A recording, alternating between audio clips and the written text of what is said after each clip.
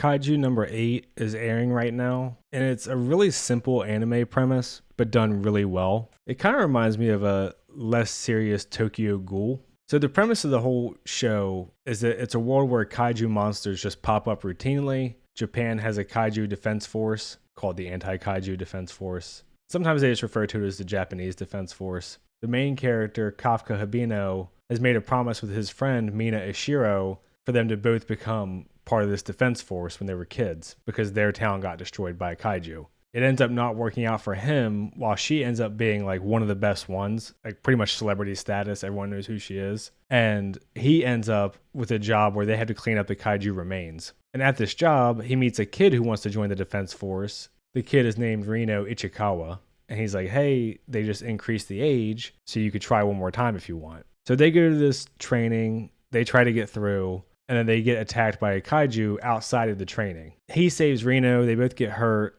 they end up in the hospital, and then a weird monster thing flies into his mouth and down his throat, and he turns into a kaiju himself. And with the technology they have, they can read how strong the kaiju are when they show up. So he's a really strong one, and the ones that are really strong get assigned numbers.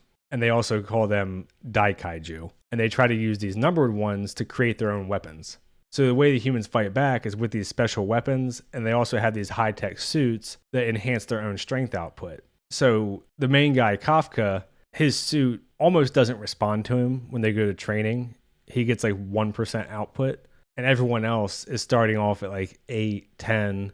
Some of the more prodigy-like people are 15, 20, and they're pretty much superhumans. And then, obviously, once he becomes a kaiju, he has to keep that hidden. So he's trying to struggle with his goal of becoming really successful in the defense force, where he has pretty much no power, and also keeping this kaiju ability hidden. But then, obviously, he has to decide if it's more important to keep his identity hidden or to protect the people around him using the kaiju ability. And that's kind of the crux of the show. This is one that after the first couple episodes, I started the manga, ended up binging the whole thing in like a couple days. It's currently around like chapter 105-ish, 106, and it's weekly. This is one that I think has pretty broad appeal. There's a lot of pretty good jokes in there, even though it's a serious show for the most part. I like the art style and the premise. You get a lot of good characters. Like all the people that he trains with end up being on his team, obviously. You can see that in the thumbnail. A bunch of different personalities. They all get their own backstories. And in the first couple episodes, you see that he actually runs into a kaiju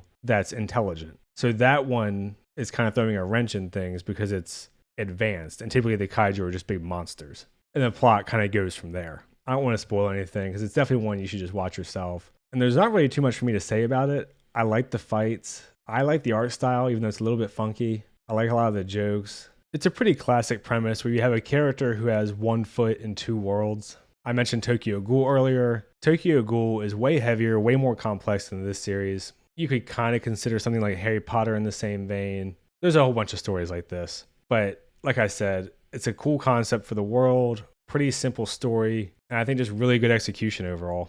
I've really been enjoying the manga. I was pretty bummed when I caught up because it was in the middle of a big fight. But yeah, overall, definitely one worth checking out. As with most shows, I think if after episode probably 2 you're not interested, then it might just not be for you. But it's a manga that's sold a ton. It has really broad appeal, and it's just a really fun action show overall. So if you haven't seen it, go check it out. And if you've seen it, let me know what you think. I try to respond to all the comments. And yeah, I'm not going to say too much more else about it because I don't want to spoil anything.